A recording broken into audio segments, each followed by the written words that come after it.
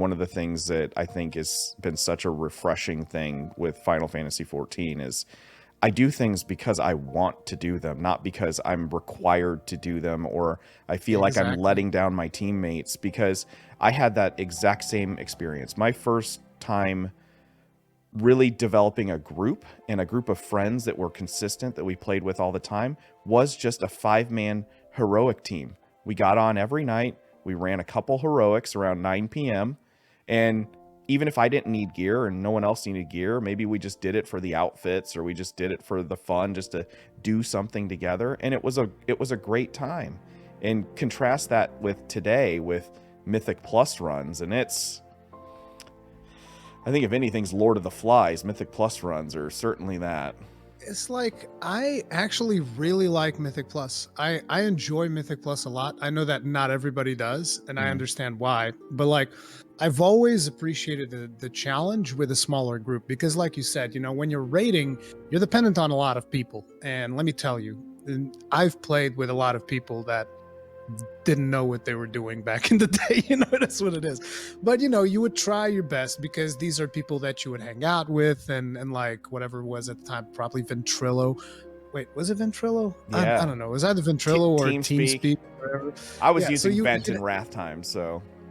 Yeah, so it was probably Ventrilo. And it's like, you'd hang out with these people, so you're like, okay, let's just try and make the best of it. But sometimes it was rough. Like, luckily I had a really good raid leader, which me and him actually became really good friends. He actually came from the Netherlands to visit me in Portugal not that long ago, which was really cool. But it's like, you forge those friendships, and you just try to do your best for the people that you're hanging out with to play with them. And forging smaller groups allowed us to basically have, which people know how to play the game and whatnot. So you'd be like, okay, let's bring this guy in, let's bring this guy in, and let's try to do some kind of a strategy to min-max this to the nth degree, and try different strategies in Mythic Plus. And that is fun. Like, that, doing that thing is fun. The problem that I have with Mythic Plus is that they're very unrewarding.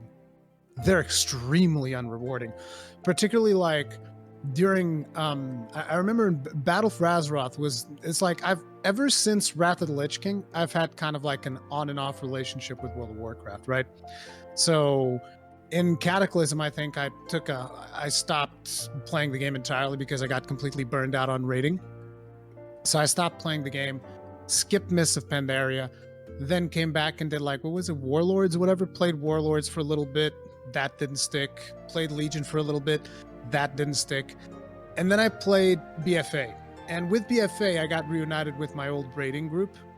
And I burned out on BFA so hard because of the weekly box. It was every time I'd be like, okay, here we go. Let's go to the box. You go to the box and you get there, and it's like a pair of bracers that are useless. It's just so unrewarding that, like, hey, here's this loot pool of like, I don't know, 200 items or whatever. And there's like 5 items that you want out of there.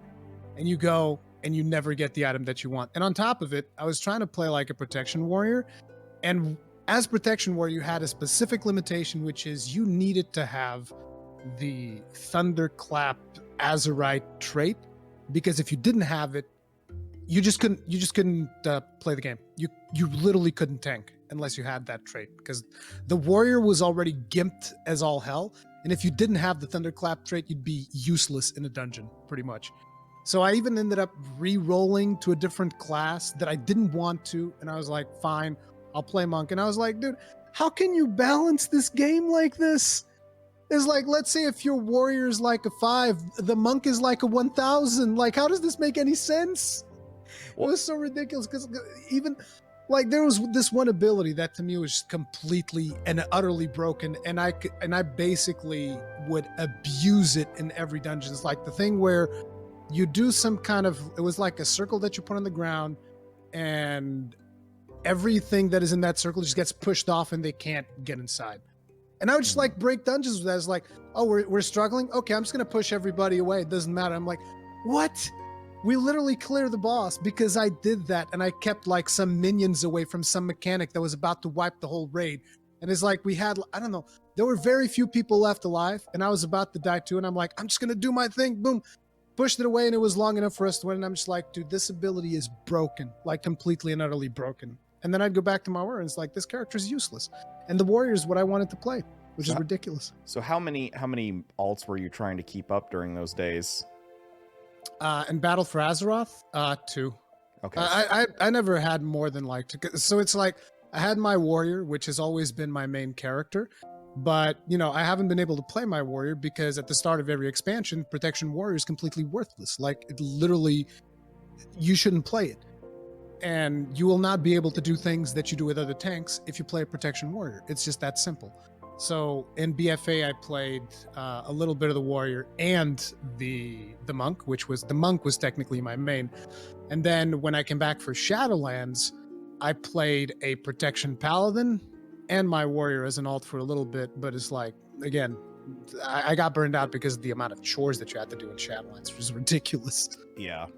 I mean, for me, someone who is an altaholic, self-subscribed, I have 12 characters, all classes maxed at all times. That was just how I enjoyed playing the game. Oh my now God. I didn't try to keep them all up to date, of course. I always maybe try to do 3 or 4 up to date, but it became incredibly exhausting. And like you said, with that randomness of the weekly chest, you're talking hours upon hours of content that you may or may not want to do. Like, for me personally, especially because I healed a lot, Mythic Pluses was like the most stressful experience you can imagine. Oh yeah. For healers, dude. Yeah. And I just couldn't really get into it. I enjoyed doing it when I had a group of friends like what you had, and we could get together, but everyone, in my group's lives are so scattered that finding a time to do it outside of the already 2 nights a week that you're raiding was next to impossible. So, you end up relying a bit more on pugs, and that's a that's a whole nother thing. And it made me, that's, I think, one of the big things that's helped me personally from going from Warcraft to Final Fantasy is the just survival of the fittest, drop off a dungeon run as soon as someone even dies once in the middle of a pull, and someone's just like, oh, I'm out, and then the timer's wasted and the keys wasted and everything else. I got disconnected yesterday playing Endwalker, and we were in the first dungeon, and I was just doing it as part of a leveling roulette. I got DC'd, and I said to myself, oh crap, we were probably like 5 minutes away from the last boss, and I'm thinking I'm going to come back in and I'm going to get kicked because they're not going to wait for me. When I came back in, there was it wasn't a huge queue. It was only about 400, but there was a queue. I come back in, they're sitting there waiting for me, and they welcomed me back with open arms and said, oh, we're so glad you're back. And I was like, what? Seriously? Just one little waiting. One little blip of that gray DC in Warcraft and you're gone instantly. Oh yeah, instantly. Like people don't even, it's just a completely different community. And I think part of it has to do with the filter of the quests. Because how people refer to some quests as filters, particularly like the post ARR quest lines. Like, look, if somebody has the patience to go through some of those quests, they're not going to be the zoomers that are like, oh man, this is just go. Got to optimize, min-max my time to the nth degree. But the thing is, since the game respects your time more, I feel like people don't feel like their time is wasted, even if they have to wait a little bit in a dungeon, probably.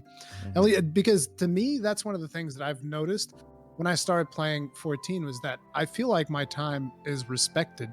I mean, now is a unique situation. Like, a lot of people will look at that, what I just said there, and they'll be like, oh yeah, sure, I love sitting around in queue for like 4 hours or whatever. Yeah, that's real respectful. It's like, yeah, I get it, right? But it's like, when you're in the game, your time is respected, extremely respected, in my opinion. And not just when you're in the game, because like, you can take breaks. I've taken plenty of breaks since I started playing 14. And when I come back, I don't feel like, I'm behind all that much. Whereas in World of Warcraft, like, you take a 2-week break and you're like, oh, damn.